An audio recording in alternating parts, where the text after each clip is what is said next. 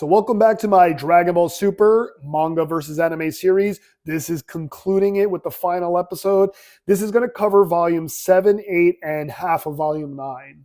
I know some of you guys have liked these, so these are just kind of the cool inserts. Toyotaro has done like these extra things throughout the manga. But for this story arc, this part of the story, I should say, he just does an introduction to each universe, and I'm going to share all the images here with you guys. Each universe, he shares, the number, the gods of the universe, as well as all the members of the team. So at the end of volume 7 and 8, we get what we have seen before in the manga, which is basically Toyotaro sharing Toriyama's corrections to his artwork. We get Toyotaro's sketches and then what Toriyama did to kind of give us the final look of the characters. Volume 8 does one more thing, and we get a bonus chapter kind of thing, like really, really short. Sometimes manga has done this, and manga for Dragon Ball has done this since back in the day, where Toriyama gave us the Future Trunks story, like in Dragon Ball, the old school, like we have the History of Trunks, TV special, but Toriyama did his version in the manga as well as like a bonus like thing at the end of the volume. So here, what we're getting is, while all that stuff's going on, Goten and Trunks protecting the island, from poachers, as what they were supposed to do for 17, and they get attacked by a bunch of Cell Juniors. It is extremely random.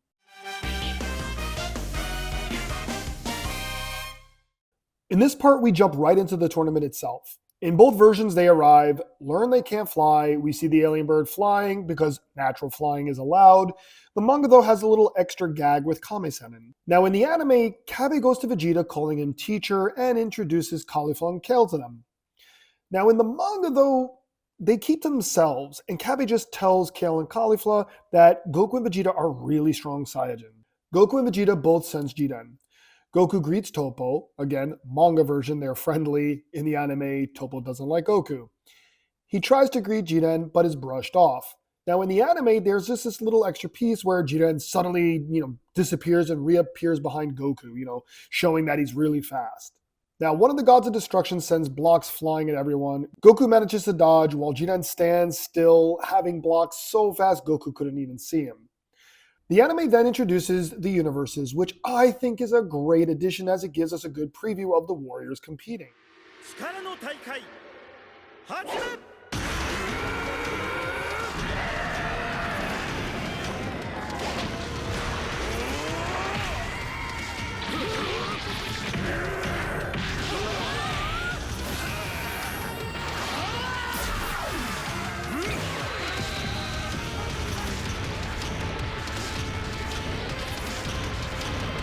From here, the fighting begins. In the anime, Goku chases after Toppo as he wants his rematch with him, whereas in the manga, Goku's actually chasing after Jiren, sensing how strong he was. Goku wants to fight Jiren, being their top guy. In the manga, Jiren is actually quite active, whereas in the anime, he just stands there. But we do get a funny moment in the anime where someone attempts to fight him, and he just looks at them. They turn around, changing their mind like, nope. Goku is stopped by Universe 11 in the manga. As the battle begins, 17 is the first to knock someone out of bounds, and almost another with Frieza finishing him off. 18 then gets 2 at the same time. In the anime, one of the wolves gets the first elimination. We also get the introduction to the Kami Pad. In the manga, Frieza asks Frost to knock out one of the Earthlings on Team 7, as they should be easy for Frost. Frost immediately attacks and knocks out Krillin, then attacks Kame-senin and Tenshinhan. This never happens in the anime, and I honestly don't like it at all. Frieza here doesn't seem like he can be trusted, or rather straight up sabotages his own team. In the anime, Frieza does his part and fights along the other warriors, while of course being a little bit of a dick. Gohan faces off against the wolves, with dialogue establishing this is his first time seeing them, whereas in the anime, he was part of Goku's initial team that faced them. Frost knocks Tenshinhan out, and Goku jumps in to save Kame-senin. Frieza and Frost leave, making it seem like Frieza is truly not to be trusted. Again, I don't like this as it's purposely hurting his own team. It makes no sense. In addition, the immediate elimination of Universe 7 members is just disappointing. I mentioned in part 1 that this story is one where I feel the anime is far superior to the manga. After years of not seeing many of the Z Warriors in action, getting to see them all have one last moment to shine meant so much to longtime fans, and the manga just tosses them aside again for the main event. Again, it's the rushed aspect of the Super manga. The anime finally has Goku see Jiren, but he's grabbed by someone from Universe 4 who tries to throw himself and Goku out of bounds. Goku transforms to blue very quickly, allowing the enemy to fall alone. The three wolves then attack Goku at the same time. Vegeta arrives to help. Here is where we see Goku and Vegeta trying to conserve energy by not transforming. I really like this as it adds more suspense. Goku and Vegeta face off against Universe 9. Now, this is a pretty crazy thing because it's like one episode in the anime and the entire all 10 members get knocked out. It's pretty ridiculous. But this fight is a lot of fun, and it's why I love the anime version so much. All the little fights that happen before the main event. And we get a sweet ending with the three wolves doing a big combination energy blast, which prompts Vegeta and Goku to go blue and do a final flashing Kamehameha to knock the three of them out.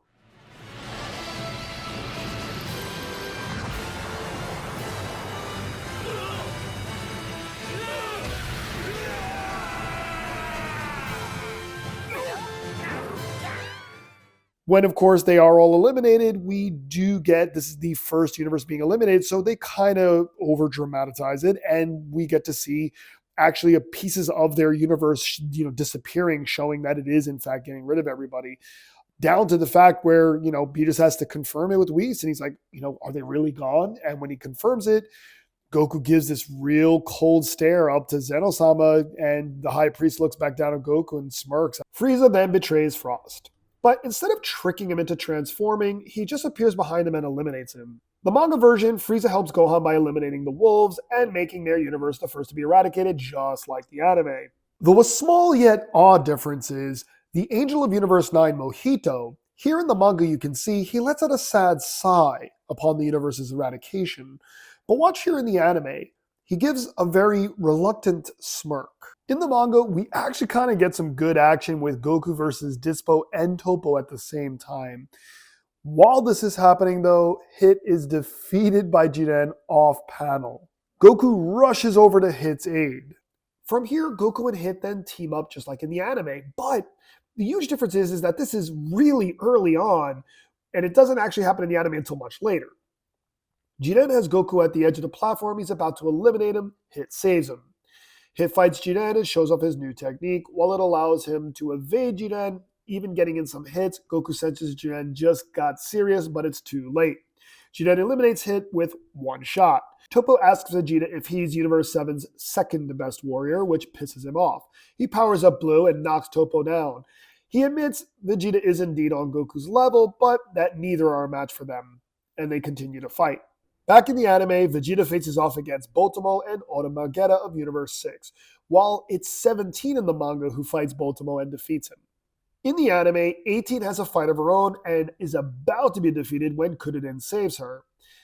This is a great moment. Okay, so this is an anime exclusive, obviously, because Kuririn's thrown away in the manga. But we get to see the first time ever, Kuririn and his wife 18 team up and work together. It's a sweet and awesome scene. I'm a big Kuririn fan, so of course I love it.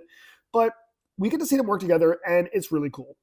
Frost appears and eliminates Kuririn. But the big difference here is, as I pointed out before, Frieza did not tell him to do this, and there is a tongue-in-cheek reference because Frieza killed Kuririn on Namek. Following this, we get some fighting from Universe 6. Hit defeats someone. Caulifla helps Kale and defeats someone.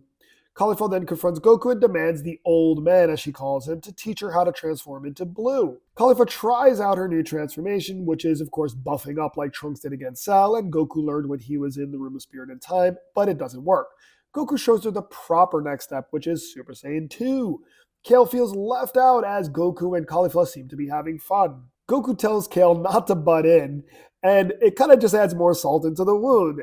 She flips out, and we get basically Universe 6's Brawly. I think this was awesome. As someone who does not like Brawly, or at least the original film versions, which when I get to my At the Movies of Movie 8, you'll understand why Brawly is an awful character.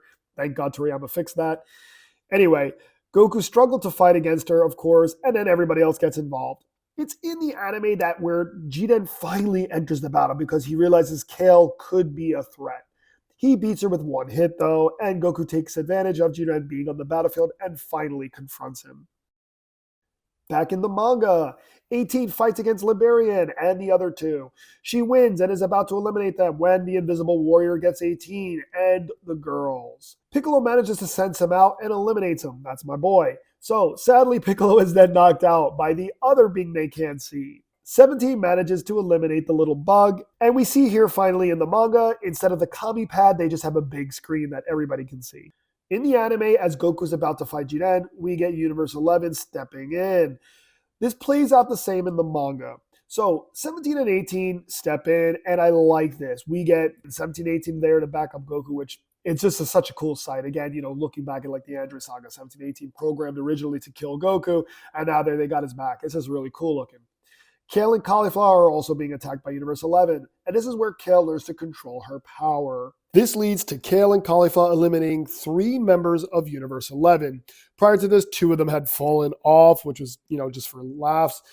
Basically, a big difference here if you look at the comparison with the manga. At this point in the story, nearly all of Universe 11 is gone except for 4 members in the anime, whereas if you look in the manga, the entire Universe 11 is pretty much intact.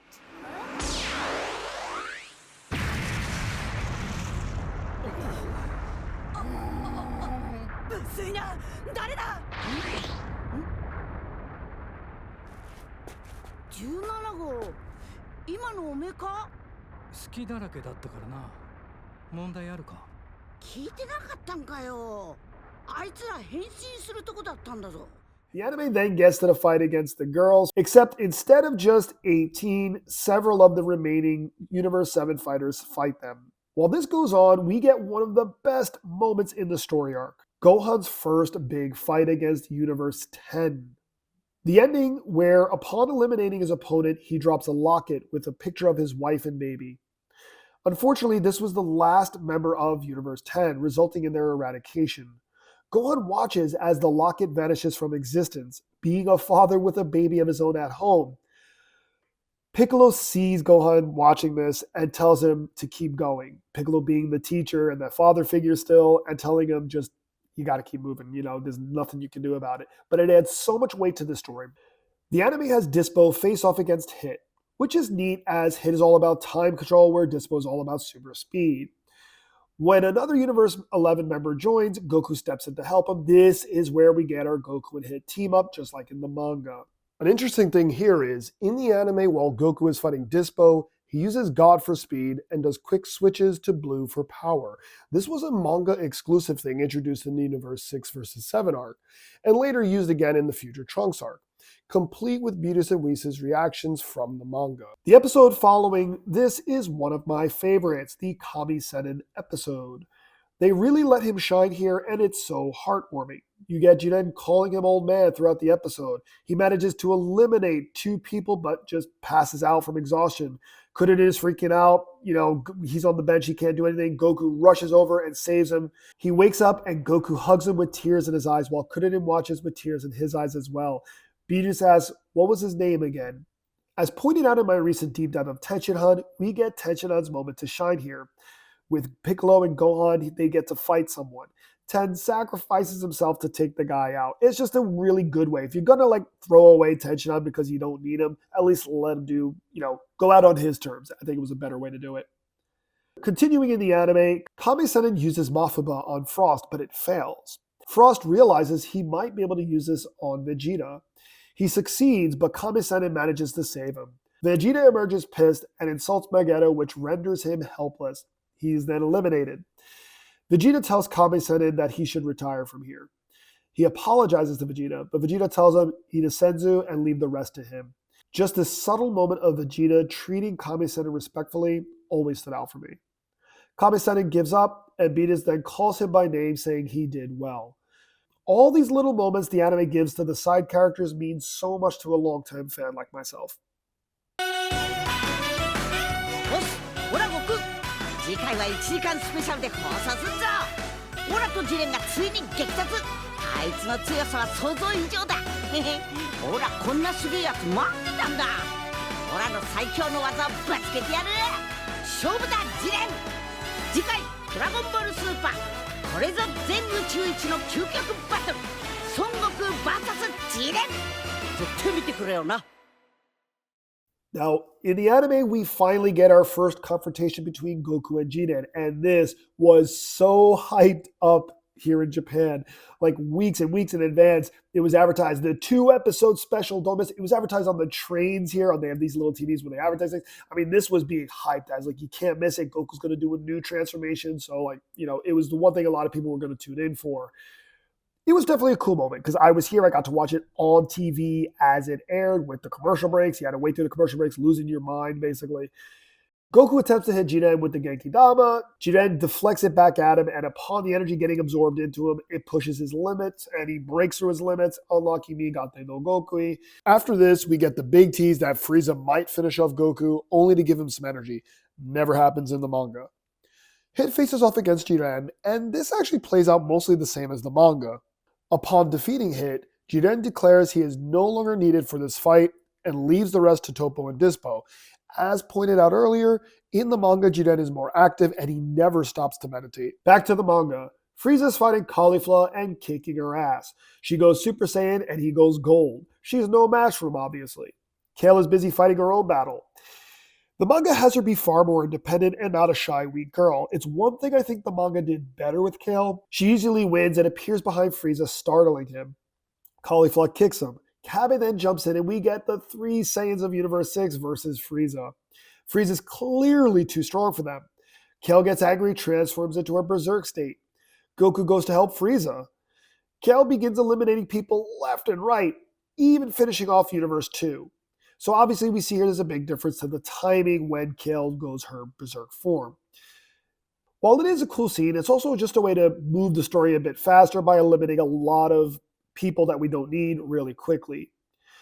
She begins eliminating her own teammates, including the Namekians, which is lame because what was the point of including them if they're not even going to do anything? She almost eliminates Kabe, but Vegeta saves him and tells him to do better. Honestly, that's perfectly fine in no matter what version. Now, something only in the manga is while Kale is going berserk, Kabe asks if this could possibly be the legendary Super Saiyan. But wait, this is a huge mistake in the manga. So, when Vegeta first fought Kabe, he goes Super Saiyan. Whether you watch the anime or read the manga, in both versions, Kabe responds with, "This is the first time I've ever heard of it."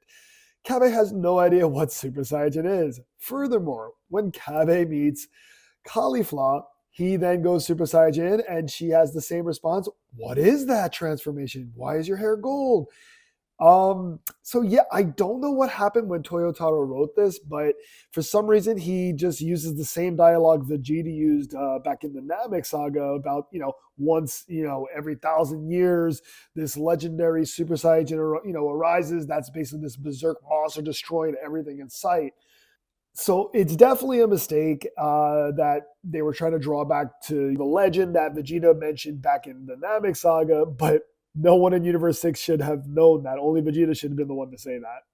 As Kel wrecks everyone and everything, Caulifla pulls out the Potara earrings and tells Kabe to fuse with her. Before they can, Kale is almost eliminated by Universe 11, when Kabe sacrifices himself to save her and manages to put the earring on Kale. They fuse, which gives them both the power and control. So it's very different in the manga how it comes to be this scene, but they fuse, she slaps around Universe 11 and makes her way to Goku and Jiren before Gohan steps in and challenges her. Gohan and Kefla begin to fight. I kid you not, in the manga, it's Gohan and Kefla is like the main thing for Gohan here. So in the anime, we do get the Universe 6 Saiyans kind of together. Caulifla and Kale are being confronted by a Universe 4 warrior when Kabe steps in to help them. He decides to face him by himself so that they can recover some more. And he's almost eliminated. We get the exact same scene and pretty much the dialogue that's right in the manga with Vegeta saving him and telling him, to do better. However, we get the anime extra, which is the whole promise, to take him to his universe to meet the Saiyans there. That is something that's anime exclusive. That promise was never made in the manga, as mentioned in my video of Universe 6 versus 7. After this, Kabe returns to fight the warrior from Universe 4, and he goes Super Saiyan 2 and wins. While Vegeta has his hands full, Frieza takes out Kabe. You can tell this is 1, Frieza just wanting to take out a Saiyan because he hates Saiyans, and 2, Frieza definitely saw Vegeta save Kabe and wanted to hurt Vegeta, and I think this works. Goku goes to Vegeta to tell him that Kabe lost. Vegeta says it doesn't matter. Goku has this realization moment here where he now knows what Vegeta will wish for if he wins. This is great because it shows Vegeta trusts Goku enough to tell him this. He then goes on to say that the Saiyans will live on. Goku says yes. And again, it's just one of these small moments I think the anime does really well to show their friendship. Goku and Caulifla fight, but it's pure fun for the both of them. And I love this, as I love the Universe 6 Saiyans, and seeing them revel in the thrill of battle as they strive to get stronger is great. Goku asks Kale to join, and has now become a 2-on-1 match. Goku's just having fun at this point. The fight is a lot of fun, as Kale is now in her controlled state. Goku being Goku proves to be too much for them individually, so they finally use the Potara just like they did in the manga and fuse it to Kefla. Kefla manages to defeat Goku, forcing him back into Migate no Gokui again. So you'll notice here that in the anime, Goku goes Migate no Gokui 3 times. The initial time against Jiren, against Kefla, and finally at the end against Jiren again. In the manga, he doesn't go Migate no Gokui until the end against Jiren. Now while this is going on, Vegeta watches carefully and he recalls what Whis had told them a long while back in Super about their body moving independently of their minds. And I think this is really great. This is not in the manga, surprisingly, but it just, it's just good storytelling to have something hinted at like so long ago, and then now we're actually seeing what Whis was talking about. And I just think that's something the anime does really well here. This is probably the best finish in the entire series of Super, possibly even rivaling some of the, finishes of the villains in all of Dragon Ball. And that is with, you have them doing their big attack, the big like spinning laser attack, and Goku with his Kamehameha, and he's gliding across it. The day I saw this on TV, I lost my mind how cool it looked. And I still think it's one of the coolest finishes.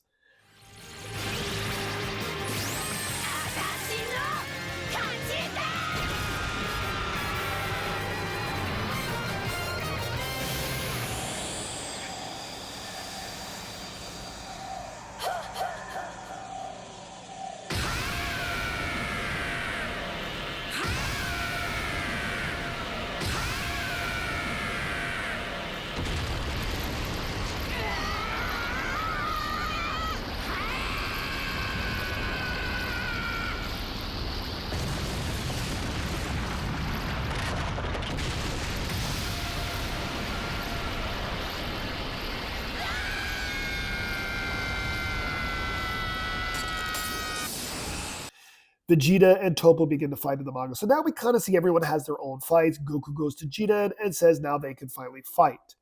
Jiren tells him to do as he pleases, but nothing will change.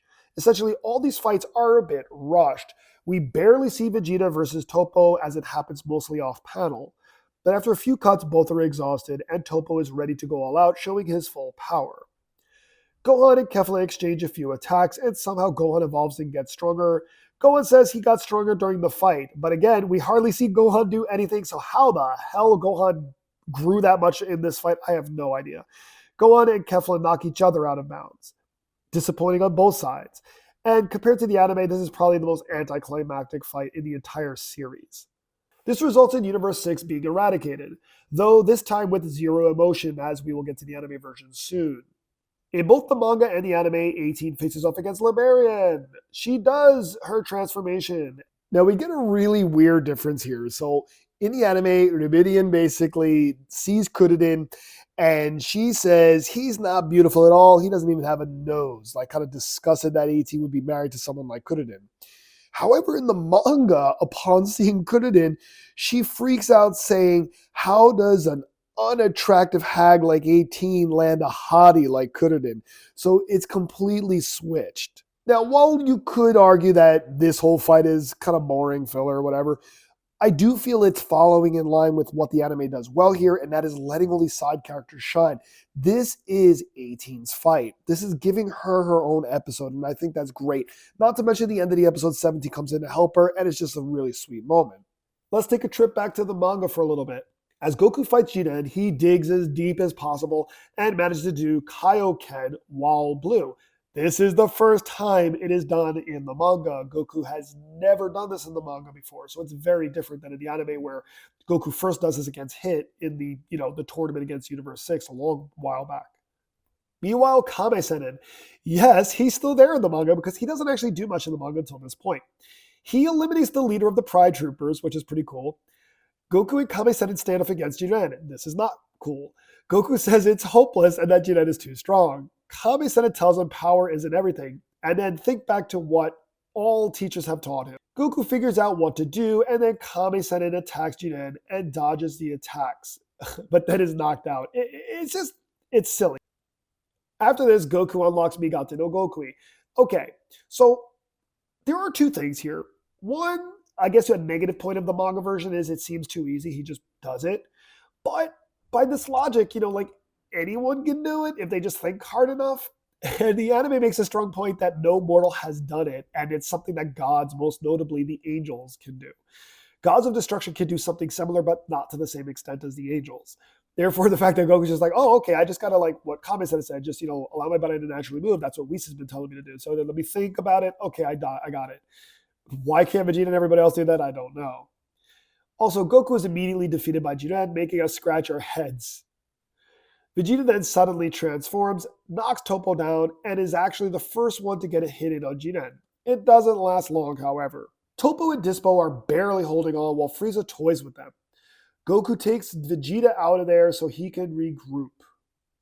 Dispo asks Jiren to help them, but he says he'll finish it himself and they can watch from the benches, and they both fall and are eliminated. I both like and hate this. I like it as in the anime, it's stupid to have Jiren almost kill all his allies when he gets frustrated. I really thought that was a really stupid scene in the anime.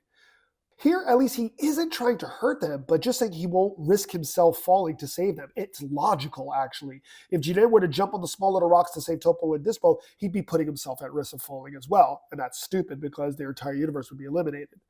And since they had been struggling, he feels maybe he doesn't need them. They're just in the way at this point. And there's way better logic here. I think this is one part where the manga is a little bit better. This takes us to a fight that's actually good. Universe 6 Namekians versus Piccolo and Gohan. I love it. We get Piccolo and Gohan teaming up finally. It's in the manga. It never happens. Getting a Gohan and Piccolo moment is always great. When we learn what the Namekians did to improve their chances, it adds so much emotion.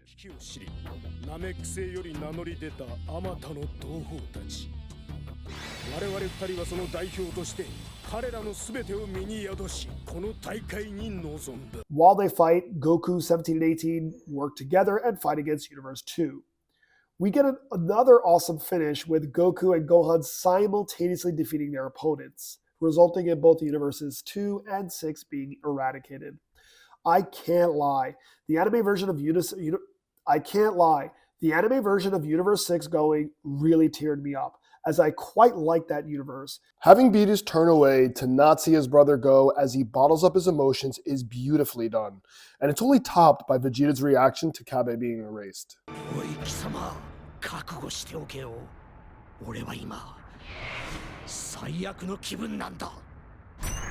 From here, we get the exact scene play out the same way with the small bug eliminating Piccolo and then 17 eliminating the bug. There's really no difference here except for the timing. After this, however, we get a 2-episode arc that is filler, but it's fun, and it's Universe 3 versus 7. All that remains now are Universes 7 and 11. This is the final stuff. Unlike the manga, Gohan is still in the game, as are Toppo and Dispo. It's 5 versus 3. The fight breaks into Vegeta and Goku against Jiren, but not working together, rather doing their own thing. A great moment here is Vegeta's evolution, as he sees through Jiren's rapid punch attack, showing that good old Saiyan progress through battle. Jiren is shocked but makes it clear Vegeta's still not in his league. Dispo and Frieza fight while Gohan and 17 fight Toppo. The next few episodes are great with all of these fights. They're nothing like the manga, so I won't get into every detail here, just highlight the best moments.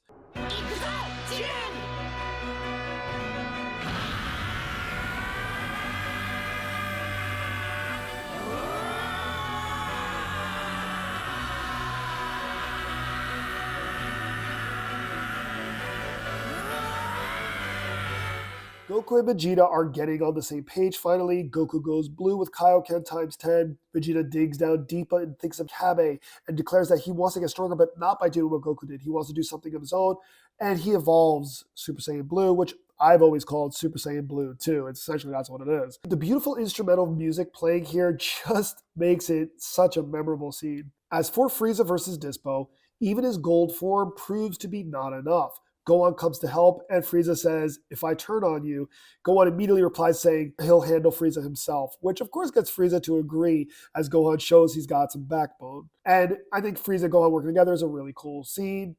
Gohan shows off his smarts, but in the end sacrifices himself to eliminate Dispo. So we do get that Toriyama written scene probably of, it was probably in a note somewhere where he said Gohan sacrifices himself to defeat his opponent. The manga took it against Kefla.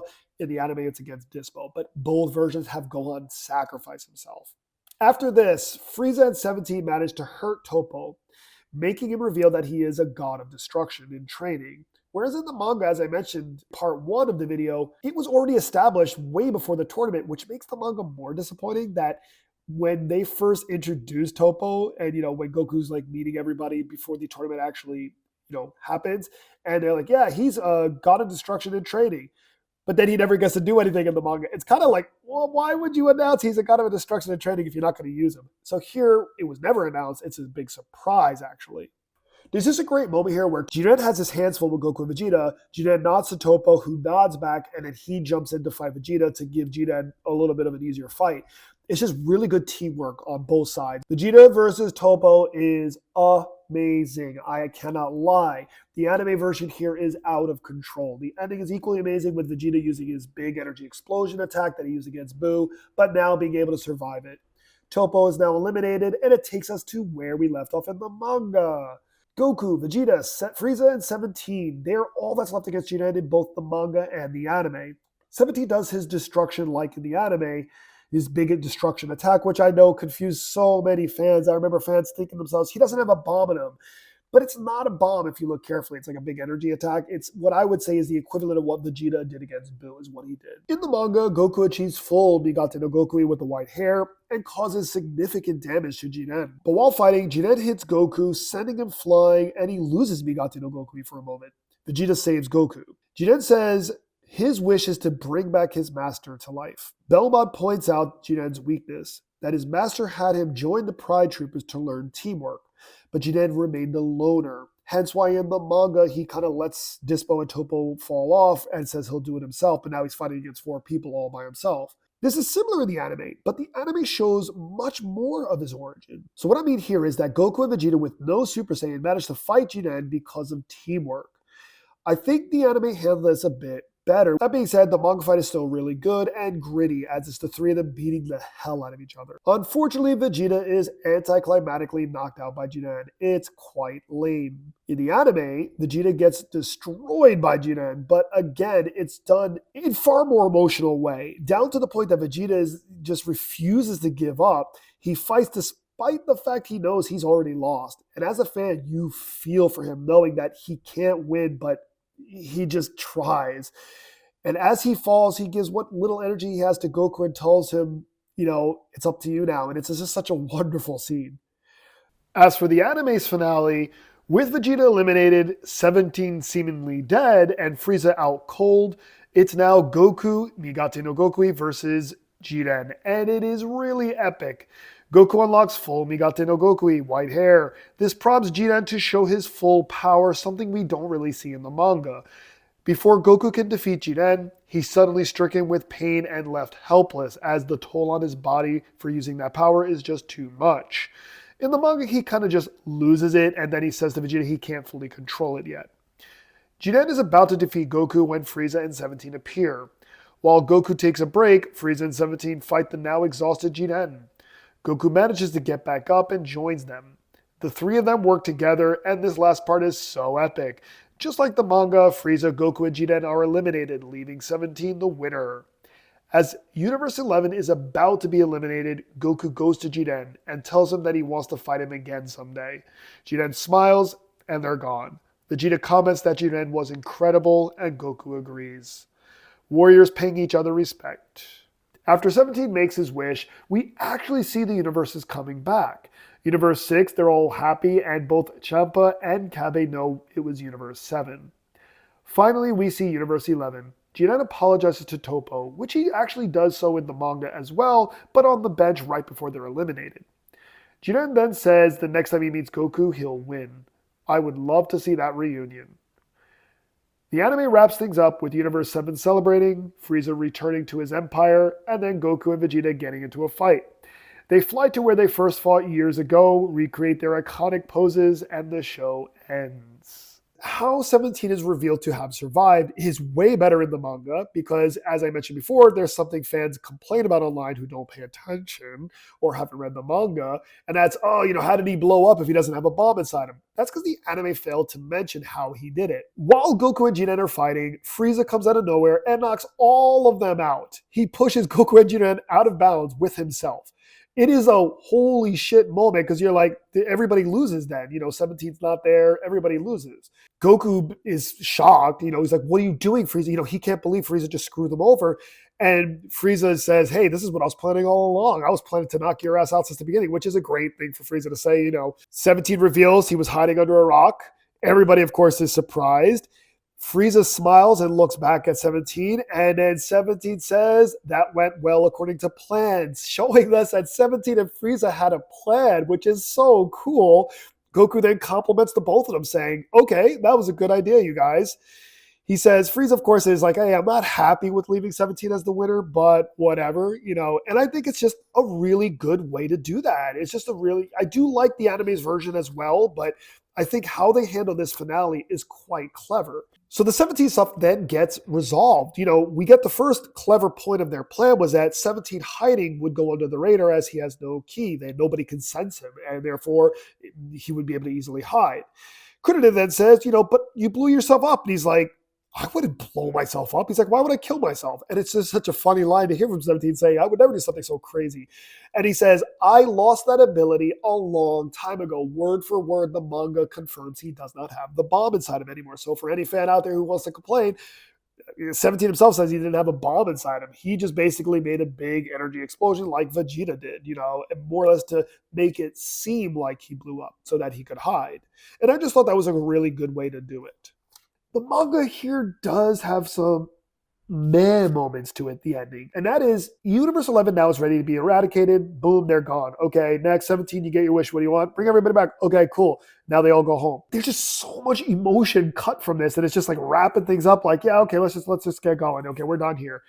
And I just feel like, really, I remember I just felt so disappointed when I looked at the manga version of this. Now, in both versions, Frieza gets his mortality back from Whis, but it's done in a very different way. So on the way back, they're flying. Goku is alone with Frieza, and Frieza's like, hey, what about, your promise to me? And Goku's like, don't worry, as soon as we get back, I'm going to get the Dragon Balls together. He's like, I won't break my promise. Whis then does it and says, this is a gift from Beerus the same way. And Beerus is right there to actually say something and says, well, that was a good strategy, Frieza. And Frieza then says to Goku, I'm not planning on stopping my evil ways. Goku, I'll be there to stop you. So a lot of it is similar, but it's just, again, we don't have everybody else seeing this happen and reacting to it. Only Goku knows that this is happening. So it's a bit different.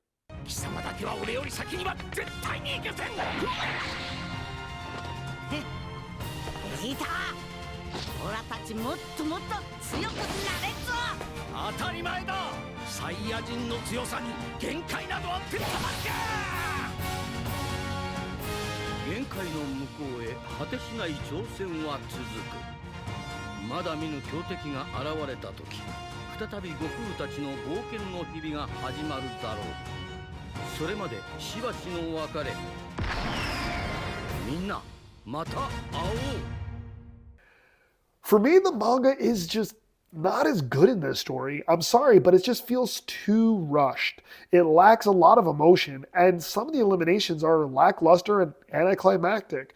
The anime completely dominates here. In addition to the better fights, the better endings, and the better pacing, there are two more things that stand out in the anime, and that is the music. As pointed out in part 1, the instrumentals for this arc are some of the best in Super, and it's only elevated by 2 insert songs. One being the instrumental versions with slight variations to the opening, generally used when Goku goes Migate no Gokui. And then there's Kyukyoku no Batoru, Ultimate Battle by Akira Kushida, who's a legend in his own right. known for his work for Kinnikuman, but I actually knew him from Toriko. This song is so epic, and every time it hit during this arc, I went nuts. The manga truly shines in Dragon Ball Super when it comes to Universe 6 and 7, and then especially the Future Trunks story, where the anime can't even hold a candle to that one. But, Battle of Gods, as I pointed out, is far better in the film version, and then the Resurrection F story is just the film version you should watch. So if you want the best Dragon Ball Super experience, I recommend films 1 and 2, the manga Universe 6 vs. 7, and Future Trunks, and then finally the TV anime for Universal Survival Arc. I hope you guys enjoyed the series, and if you want to see me do any other anime versus manga videos, on any of the parts of Dragon Ball, let me know what story arc you'd like me to do next. As always, like, subscribe, and share. Turn notifications on so you never miss a video, and see you soon.